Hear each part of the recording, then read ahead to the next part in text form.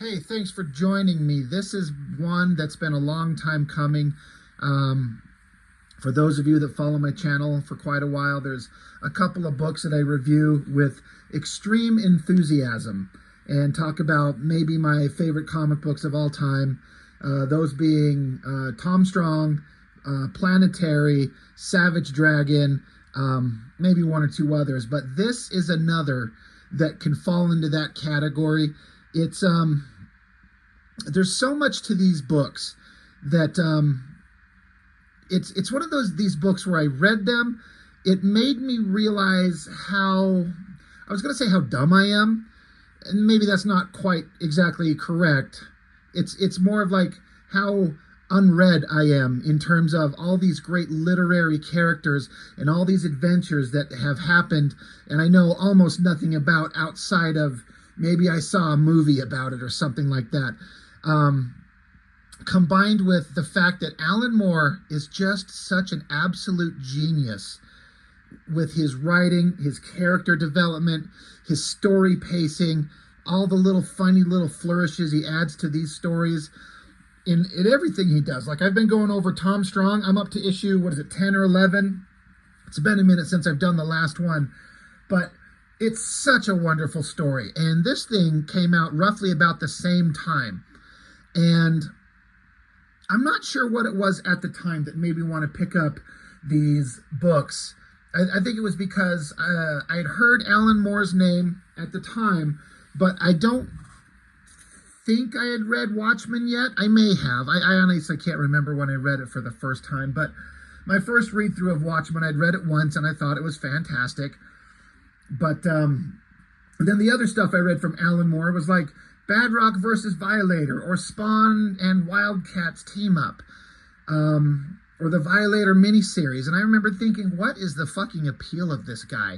This is garbage. I mean, they were kind of funny in their own unique ways, which I have learned to appreciate in a much bigger degree as I've revisited them. At the time, I was reading them as like a 18, 19, 20-year-old kid who'd been reading nothing but Image comic stuff for several years, and I'm reading these crappy Image comics written by this Alan Moore guy, expecting him to be some certain way.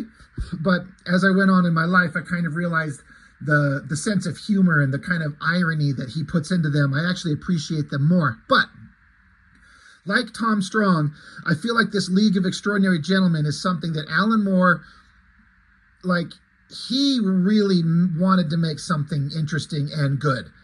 He didn't give a two flying fucks about Spawn, Wildcats, or Violator or anything like that. That was just a paycheck. But even Alan Moore just shitting out a script is better than anybody else's stuff. But the stuff like this, these things were just so intricate and well made. I didn't really understand it at the time. And I'm not sure what it was that made me want to pick it up. Like I was saying, outside of it's this new thing, this America's Best Comics, this new line that they were starting that they gave Alan Moore control of. And there was just this big excitement around these books. And I'm like, well, I got to pick them up. And I remember liking them. I wasn't necessarily in love with them. This is volume 1.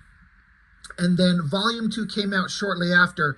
I am a huge fan of volume 2. It is so good. It's basically the characters that are introduced into these books taking on the aliens from War of the Worlds. And I just think it's like one of the greatest comic series ever. That being said, I was less enamored with the first volume, the first 6 issues, but they were still really, really good. The things that I struggled with was that there's references to characters and things that happened that as I read it, it was very obvious to me that I did not understand the deeper kind of characterization that was going on that Alan Moore was alluding to, because I have not read the original novels of any of these things. And I knew that I was missing out. But I knew just enough to be intrigued and entertained. So I've been kind of holding off on getting into these books for a while. It's time to get going on them. We're just going to look at issue 1.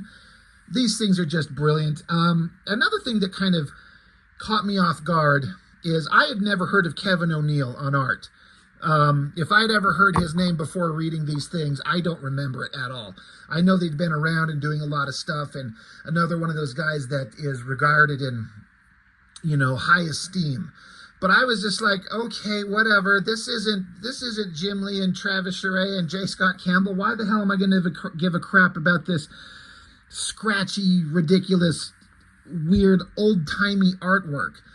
But as I read it, there's some kind of magical thing that he's got. It's like flawless storytelling, perfect characterization, subtle body languages, perfect details that fit directly into the period. It just works so perfectly.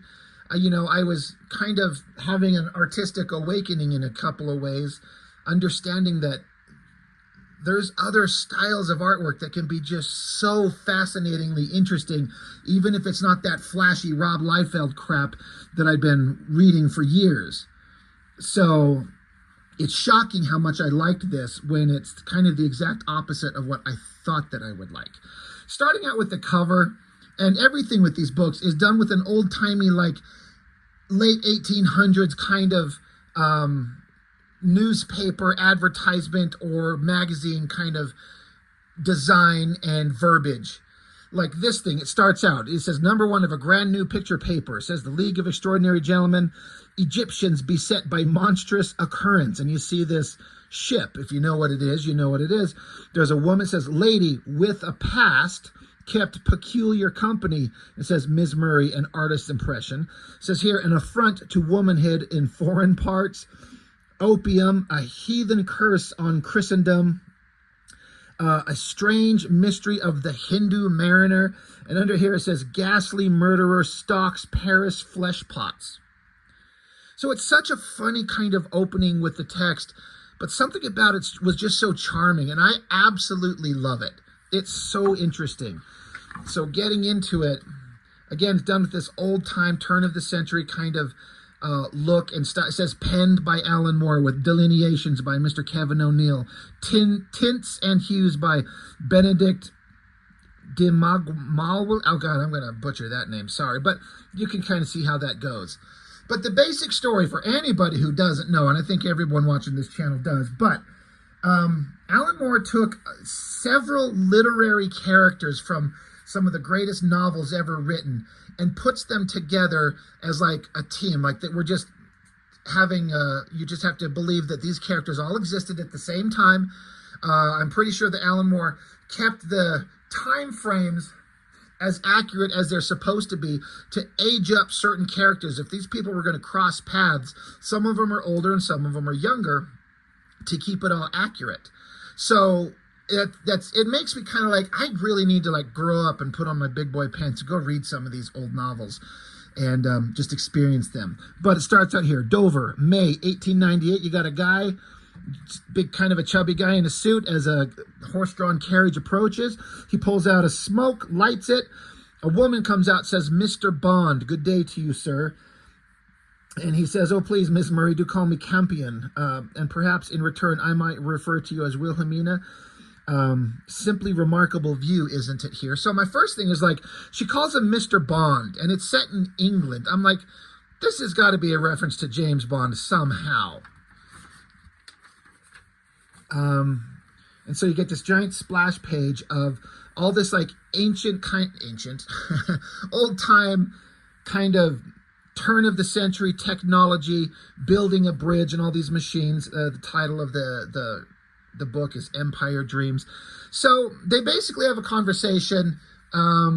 She says Ms. Murray will be quite sufficient, and he references how it probably must have hurt her ex-husband's feelings, reverting to her maiden name. He says, I bet it mortified your ex-husband. And she says, thankfully, my former husband's feelings are no longer any concern, nor are they yours. So, you know, Mina Murray. So this is Mina Murray from Dracula, which was not a secret going into the book. I believe it was kind of alluded to, like we knew that going into it. Again, I've never read Dracula, But at the time, the closest thing that I've seen was the movie from the 92, 93 with Gary Oldman and what's her name? You know who. But so that's kind of the closest adaptation of the Dracula story, which, as I understand it, it's pretty dang close, with the kind of sexual element cranked up to a higher degree. But so that's kind of where I just kind of take my understanding of the Mina character. And this Mina, she is quite the headstrong woman. Like, Alan Moore makes a point to put it where she, put in this society in this era where women are, normally kind of expected to be kind of quiet and demure. She absolutely is not. And it's quite the struggle for her in this society. But she is strong, level-headed, a little difficult to work with, though. Mina asks, I take it that the captain will be here soon. He's like, I would imagine so, but you're the one who recruited him. You know more than I do. So he's like, I don't know anything about this guy. She says he has his eccentricities, but at least he is courteous. So he also refers to her history. He says, your history has placed you far beyond the social pale. Divorce is one thing, but that other business, ravished by a foreigner and all that, quite against your will, of course. But then people will talk, won't they? And she's like, yes, I'm afraid they do. So obviously, they're referring to her encounter with Dracula himself and how she was ravished by a foreigner. I bet they don't know the supernatural element of it, but it's just like the story got out. And so I like this. This is like, all right, I kind of know what they're talking about, and we're seeing kind of the continuing adventures of these characters. But they say they're waiting for the captain, and they're at the docks and the ocean, the water there, and then you see some bubbling up underneath below. So,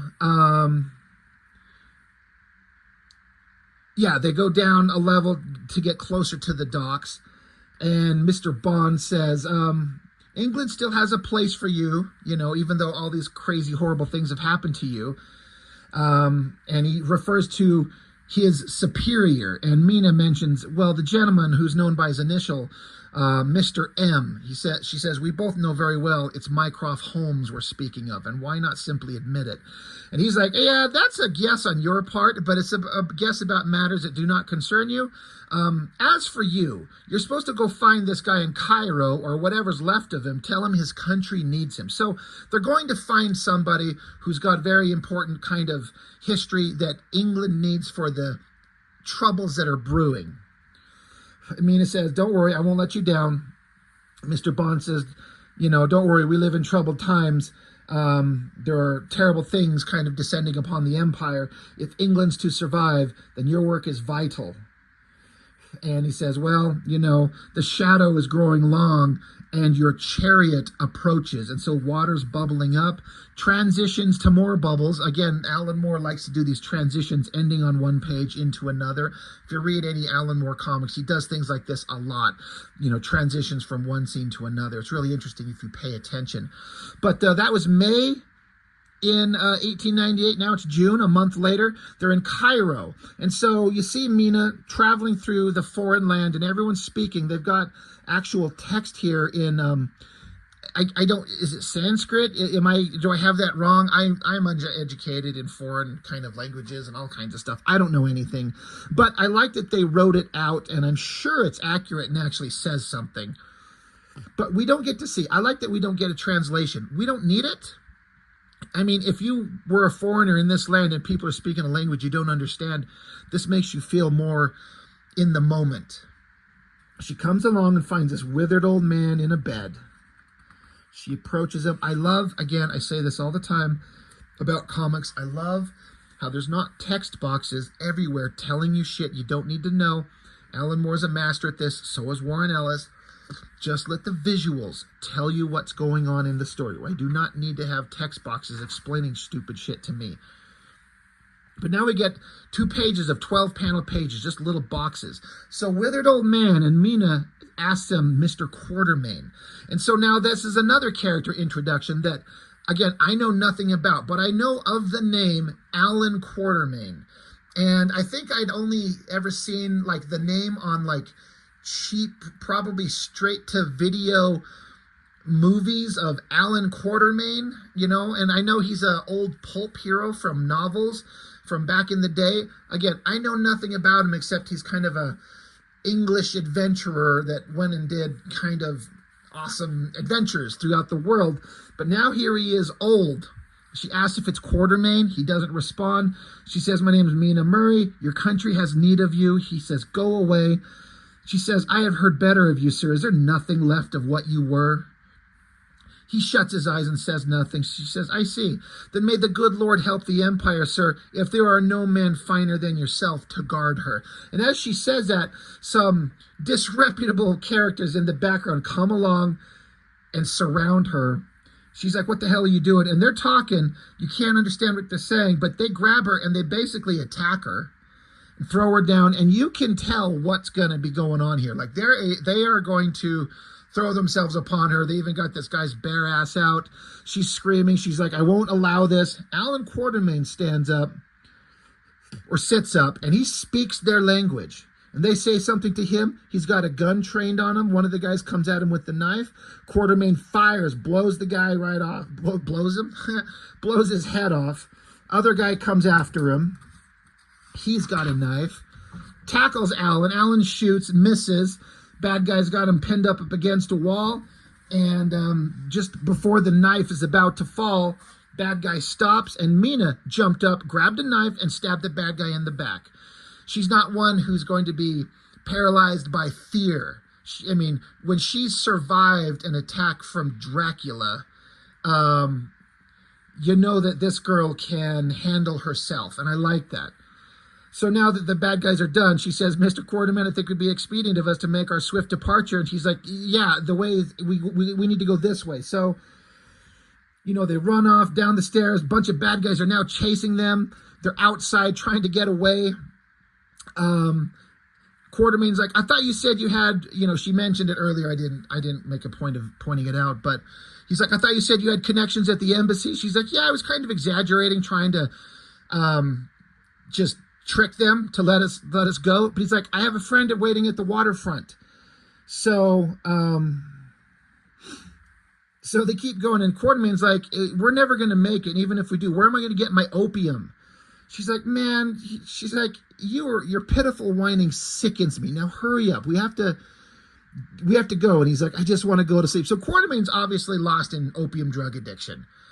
And this is not bad. And this is I wonder if there's some kind of story point ever alluded to this in the Quartermain novels, that maybe opium is a thing, or if this is just something that Alan Moore threw in there. I don't know anything about him, but it's an interesting character trait to have this former man of glory sickly like this. Mina's like, Alan Quartermain, your country needs you. I need you, most especially since I cannot see my captain friend here anywhere. She's kind of panicked because they're at the dock and they're supposed to have the means of escape. She's like, I don't understand. He gave me his word as a gentleman. I fear I may have doomed us both. So she's looking back at the bad guys coming after him. He stops. He's like, God's teeth, Miss Murray, forgive me. But is it the opium, or can you see that as well? And it shouldn't be any surprise to anybody paying attention to what we're about to see, but the fucking Nautilus from 20,000 Leagues Under the Sea. Again, never read the novels. I understand that there's Nemo and this great submarine that he has, and Nemo's kind of a scientific genius, if I understand. And what a great design. I understand that the ship, the submarine, is supposed to have like octopus-like tentacles on the design.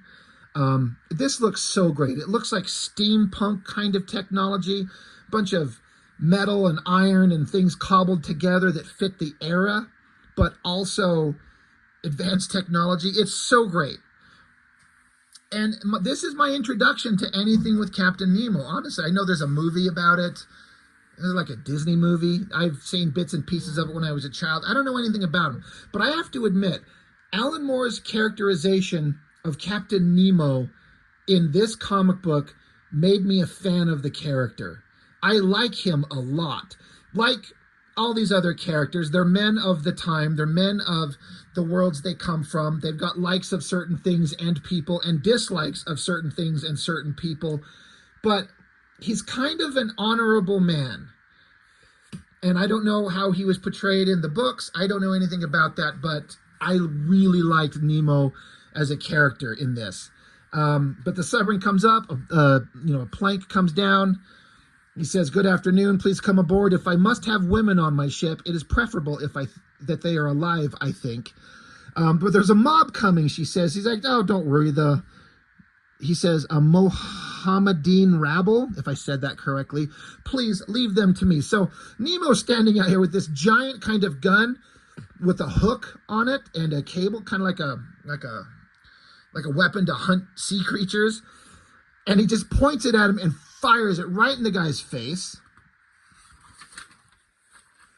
And with such force, it just plows through them all. They all stop. And then so the door shuts and Nemo salutes them. And then the Nautilus goes down under the water. I love how it's silent. No text boxes. No sound effects. There's no onomatopoeia saying shakaw and glug, glug, glug, blub, blub, blub, bullshit like that. It's just silent, and it works perfectly. And I love how the bubbles coming up, how it has to, take in water to alter its buoyancy, to dive. They get under there. Nemo says, "There, and how was the great colonial explorer that your empire sent you to salvage?" She says, "Rather a mess, I'm afraid. I think you'll find that it's our empire, Captain." And Nemo says, "No, the Indian mutineers may have surrendered, but I did not. If I work with the British, it is because I no longer feel even Indian. The sea now is my only nation." So that's interesting characterization that makes me go, I need to read these books on these characters. I'm kind of curious about the past of what he's talking about, or how Alan Moore decided to throw that in there. Mina continues, "We are both strangers in our homelands, exiles, much like our acquaintance here." And Quartermain's he's like, "I feel so sick. I need my medicine." Meaning he wants his opium. He wants his drugs. Nemo says, "You are aboard my ship, sir, and my remedies are better." And Quartermain's just kind of in a fog, withdrawals. He's like, "Who said that? Everything is slipping in and out of focus. I see you only dimly, sir. If you are real and not some opium djinn, D-J-I-N-N, I don't know if I'm saying that correctly, like a genie, sent to torment me. Tell me who you are." And I love this scene right here. These two panels, heavily shadowed. And, Alan Quartermain saying, tell me who you are. And he just says, "No one." And then it just goes black over his face. Sneaky, mysterious, interesting. I was like, oh my God, this is so in terms of storytelling and building drama. This stuff was blowing me away. I love it. Another page that I just absolutely love. No text boxes, just silent. Quartermain wakes up. It's dark. He sees his hands. He's in a bed somewhere, and there's a window next to him with some curtains. He opens it up, and it's funny to me. There's this weird bug-eyed fish just staring in the porthole at him. It's hilarious for some reason. I giggle at that panel, and not because I think it's stupid. It's just such an interesting, they're underwater, and the creatures under the ocean would freak the hell out of someone who's never seen them. I mean, you just go look up some YouTube videos of the monsters under the ocean sea. It's frightening stuff. But he's kind of freaked out. He gets up. He's locked in a room. He's sweating. Basically, they sealed him in there to get him to get the drugs out of his system. And he sees Nemo and Mina out there. They're talking. And so outside, now we see Quartermain locked in his room. And Mina's saying, "Mr. Quartermain looks somewhat less frantic than he did yesterday, don't you think?" Nemo says he could scarcely be worse, raving about diamond mines and during the night, and called for someone called the Umslopogus. I don't know if I'm saying that right. I don't know if that's something referring to something in the novels. There is a story in the back. Alan Moore liked to put in these, I guess, just fan fictions of the characters, some story points where he refers to those characters in this. I never actually read these, but they refer to that there. And Mina says, "To think I grew up reading of his exploits, just as I read of yours. Quartermain, however, was always the Empire's favorite son. You were its nightmare." So it's interesting to be like Alan Quatermain was the hero of England and Nemo was the greatest villain. Nemo says the winning side writes the history books, Ms. Murray. But what of you? What of your history? Why would your British Secret Service place a music teacher in the company of men as dangerous as Quatermain or myself? You are not qualified. She says, dangerous men? Why, Captain, you have no idea. There's a really interesting choice made here in terms of the art and the lettering. I can't imagine that this is, because the lettering is by, it's William Oakley. I'm not sure who that is, but you see these two this panel, the two figures. You got Nemo here and Mina, and they put the text box over Mina's head to cover her head. In an Alan Moore comic, like that has to be a specific choice to cover her head. It's a really poor choice to cover the head of the main character. Why not put this text box down here somewhere? I don't understand it. But who am I to judge? I don't fucking know. But yeah, she's like, yeah, dangerous men. You don't know who I. And after running into Dracula, she could kind of handle anybody else. She says, my qualifications must remain my own, sir. And as a gentleman, I trust you will not press me. Are we about to arrive in France? He's like, yeah, another day and night before we dock in Paris. And Quatermain, I trust, will have successfully subdued his demons by that time. She says, one hopes so, because if what my contact Monsieur Dupin tells me in his letters is correct, well, it would seem that Paris has sufficient demons of its own. So they arrive late June in Paris. So we've traveled from England to Cairo to Paris. I guess I should mention while I'm thinking about it right here in the middle of the book that there obviously was that movie of The League of Extraordinary Gentlemen, and holy shit was I excited when they mentioned that, because I had read these books. I can't remember if both volumes had come out. I'd have to look that up, but I was excited. But then I saw the trailer for it, and I'm like, ooh, this looks bad.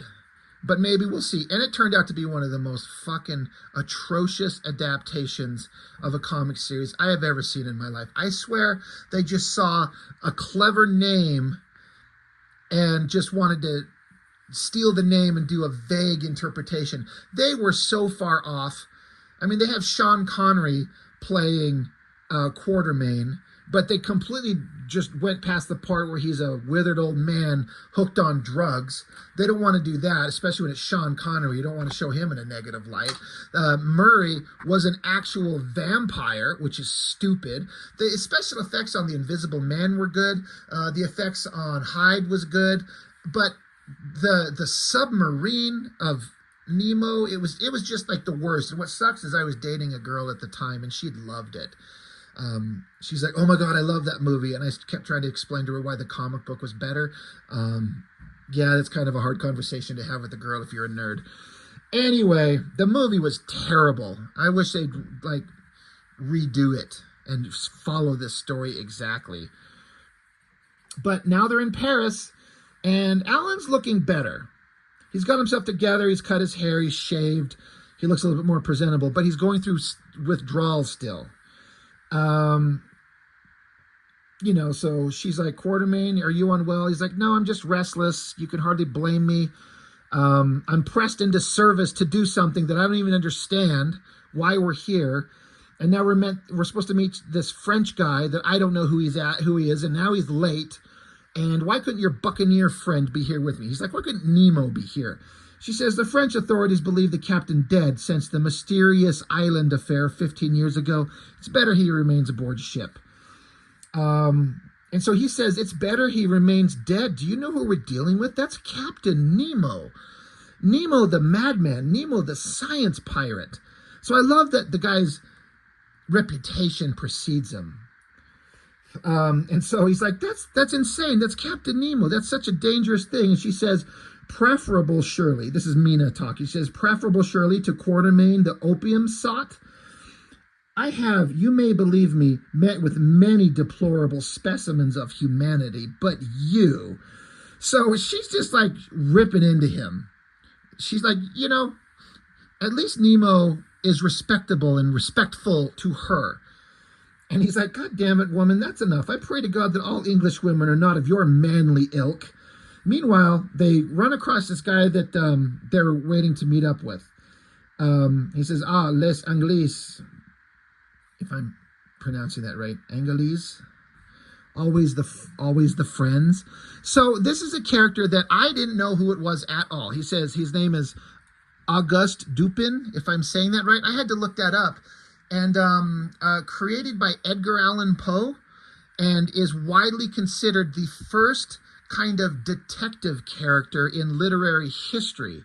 And I had no idea. I'd never heard of this character. At the time when I read this, no clue who he was. And so I'm like, well, this is a guy that's obviously important to something, somewhere, somehow.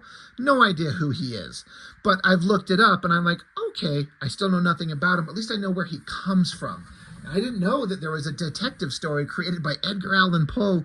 I always thought that it was, you think of the original old school detective stories. You're thinking of Arthur Conan Doyle and Sherlock Holmes, but this guy predated that. So that's interesting to me.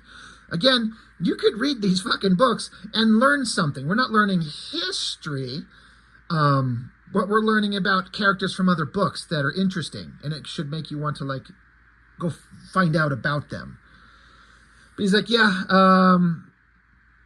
So Alan Quartermain says, what? I beg your pardon? He says, and so you should. You are very loud and disagreeable. So he's kind of got an attitude about him. And Mina says, it's an honor to meet you, sir. I'm Ms. Murray. We've corresponded. And he's like, certain. You are the cat's paws of Monsieur Bond now. You may call Dupin from his retirement when you need his help. She says, as I understood it, it was that our interests coincided with your own. So, he was called to service, and he maybe doesn't want to be there, but, he's doing his duty. But Auguste Dupin saying, that may well be. An old case of mine, closed long ago, seems to have sprung open again. Mr. Bond expressed interest. Come follow me. I'll take you to the street itself. I'm like, well, street? What street would that be? I believe that I was here to find a missing Englishman. A doctor. He's like, what you believe, mademoiselle, is your affair. I only know what I have deduced. Well, what is that? What may that be, she says. She says that the murders have begun again. It started more than 50 years ago here in the quarter of it says R-O-C-H. I don't know how you pronounce that, Rock or Roach. A woman and her daughter were destroyed with horrible ferocity. The street here between this place and this place, this is where it happened. So I looked this up, and this is just part of the adventures that this character that Edgar Allan Poe created got involved in. So I guess Alan Moore is kind of alluding to those old stories, saying that those things were solved in the book, but the murders have started again, which is why it kind of interests him.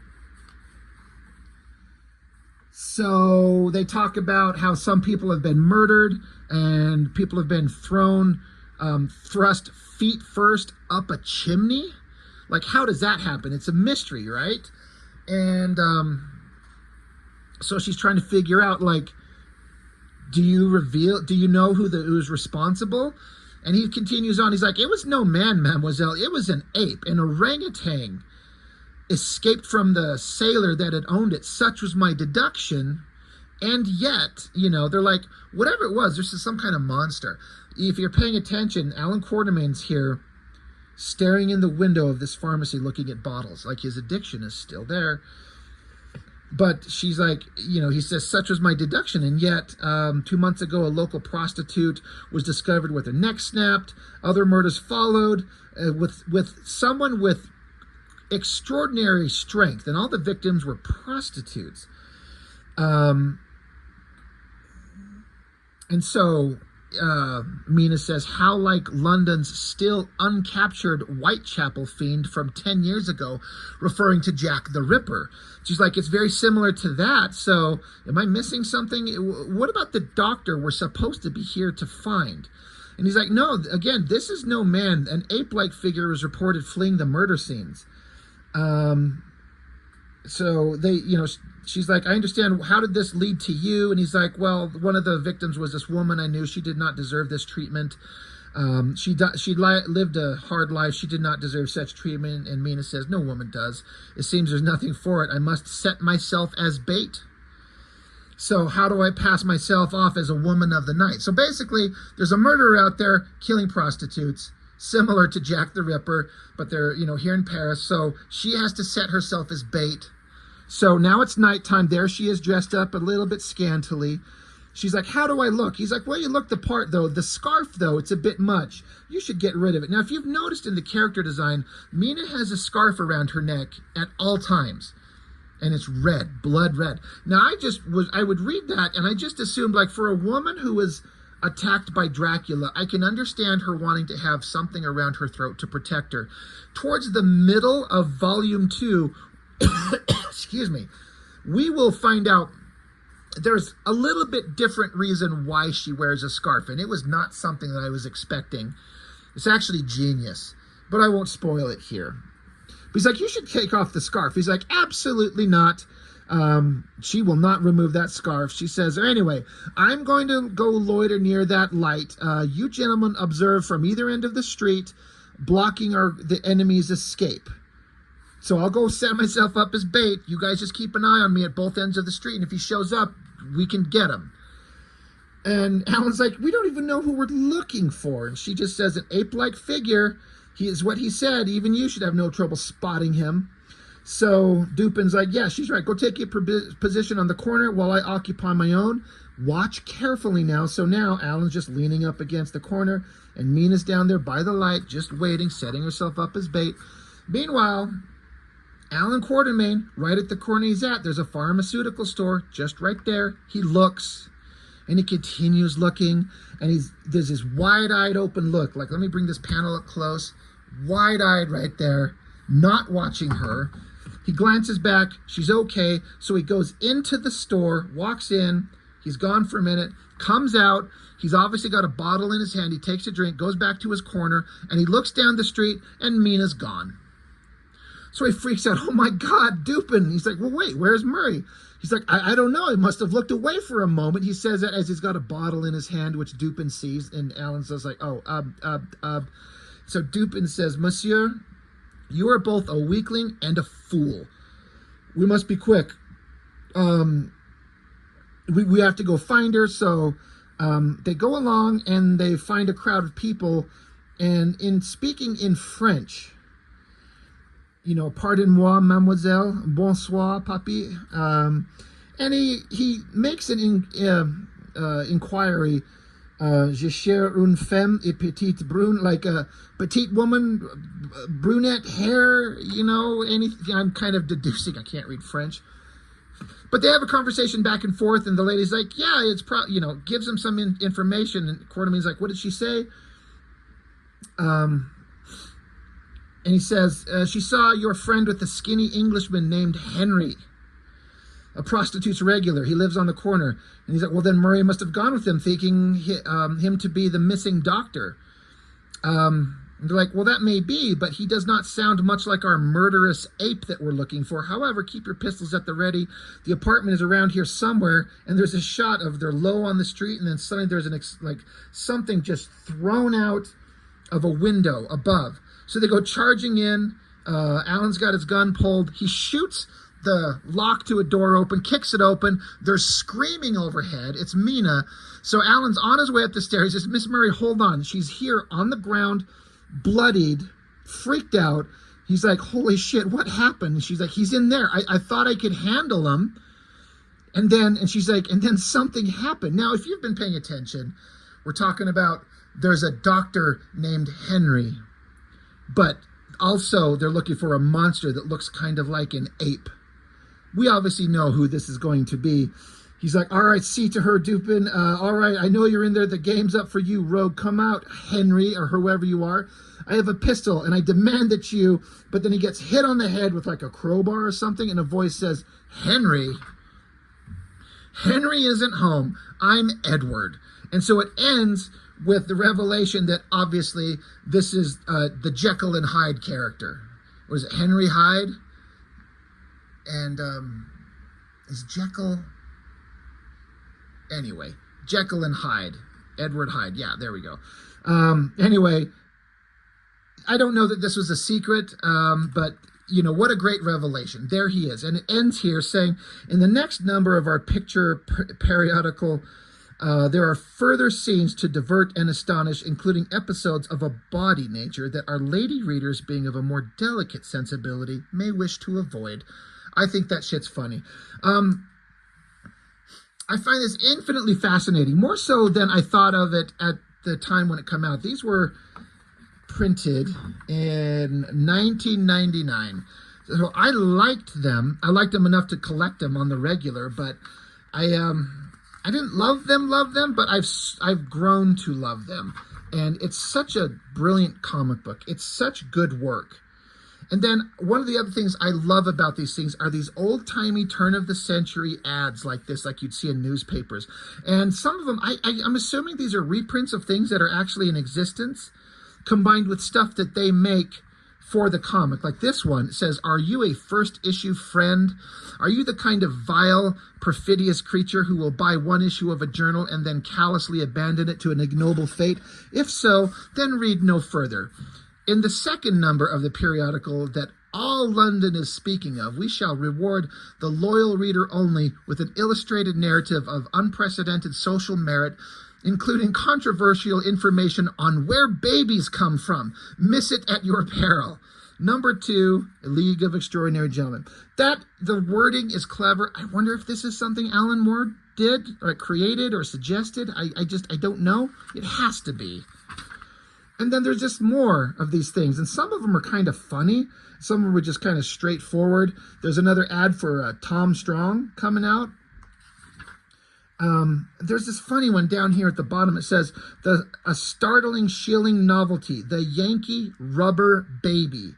It says, goes in the waistcoat pocket, blows out to life size, is washable, durable, and unbreakable, resembles life, for like the real article, it coos at pleasure, yet screams awfully if smacked. Even experienced fathers are deceived by these laughter-producing infants, and no home can be really happy without one, without their cheering presence. It's like, it's a balloon inflatable baby. It's so ridiculous, but it's funny. And so that's the end of the book. So League of Extraordinary Gentlemen, it's absolutely brilliant. I wonder about people out there who have read all these old novels, the 20,000 Leagues Under the Sea, Dracula, the Edgar Allan Poe stuff, the Jekyll and Hyde stories. If they read all of those and enjoyed them and knew all about them and then read these comics, I wonder if that I have to imagine that would have been like an incredible experience for them. Like, what a fun adventure to go on.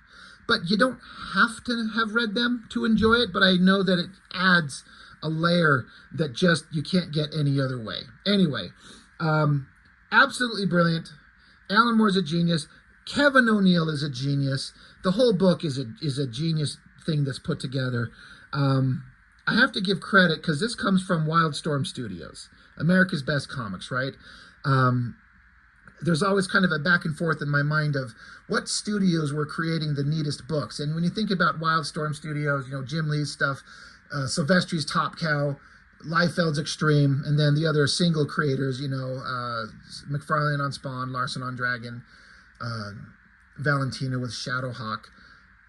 You can enjoy their books by those original creators in their own different ways, but that Jim Lee brought this stuff into existence by creating a relationship with Alan Moore and letting him just go do whatever you want. I know Liefeld kind of did the same thing, but Alan Moore only wrote Extreme Studios characters and wrote some neat stuff, but this is like a whole new thing that has nothing to do with Wildstorm Studios. It's absolutely brilliant. It's why the same reason I like Planetary.